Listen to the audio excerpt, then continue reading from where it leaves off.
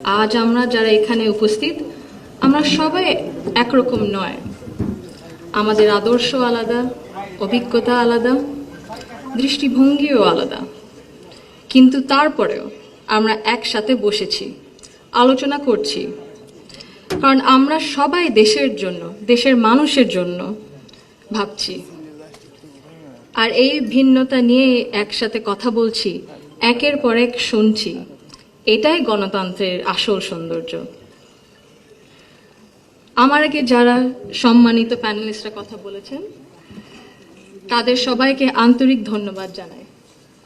আপনারা অনেক কিছু বলেছেন, হয়তোবা আমিও বলে ফেলবো। সো আমাদের একটা মাইন্ডসেটে আই থিঙ্ক সিমিলারিটি আছে। আমার খুব ভালো লেগেছে শুনে। আমি আজ এখানে দাঁড়িয়েছি ভিন্ন এক অনুভূতি ও আবেগ নিয়ে। বাংলাদেশের এই পলিসি লেভেলটায় আমার প্রথম বক্তব্য এটা। আমি এমন কেউ নয় যার কাছে সব প্রশ্নের উত্তর আছে বা সব সমস্যার সমাধান জানা আছে। তবু আমি বিশ্বাস করি নিজের ছোট্ট জায়গা থেকেও সমাজের জন্য, দেশের জন্য কিছু করার আন্তরিকতা আমাদের সবার মধ্যে থাকা উচিত। আজ আমি এসেছি শুধু শুনতে, শিখতে এবং একসাথে কাজ করার মনোভাব নিয়ে এগিয়ে যেতে। দাদু যখন আমাদের সাথে লন্ডনে ছিলেন গত বছর প্রথমের দিকে, উনি যখন এসেছিলেন তখন হাসপাতালে ছিলেন কিছু চিকিৎসার জন্য। ওখানে বিভিন্ন দেশ থেকে নার্স ছিল, ডাক্তার ছিলেন, এবং একটি নার্স ছিলেন নাইজেরিয়া ওয়েস্ট আফ্রিকাতে। আম্মা আব্বা একদিন দাদুকে সকাল সকাল দেখতে গেছিল। তো নার্স তারপরে বললেছে যে, ও আমি তো আপনার মাকে চিনেছি। আম্মু আব্বু বললো, কিভাবে? আপনার মাই প্রথম ইলেক্টেড প্রাইম মিনিস্টার বাংলাদেশের না? আম্মু আব্বু তো অবাক, হ্যাঁ আপনি কিভাবে জানেন? তো নার্স তারপরে বললো যে, আপনাদের যে উনি যে এত কিছু করেছেন এই মেয়েদের শিক্ষার জন্য, specially primary education, food for education, cast for education, এগুলো আমাদের সরকার ওই 35-30 বছর আগে দেখে ইমপ্লিমেন্ট করেছিল।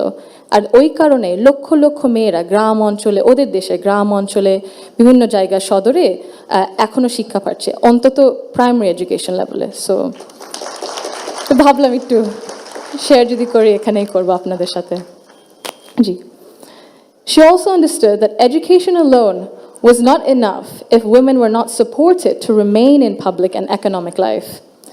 Supporting women to access credit, build livelihoods, and grow small businesses mattered.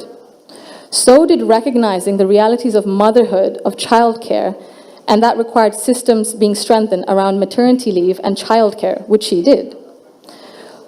That is because women were made to choose between family and participation in the economy. For me, these legacies show the values that I saw both reflected at home and in public. I was privileged to grow up surrounded by exceptional women, confident, capable, and accomplished.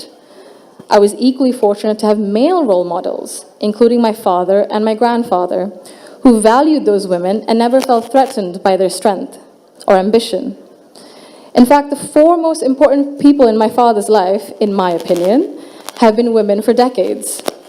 And he has treated them with deep respect and reverence, not as an exception, but as the norm.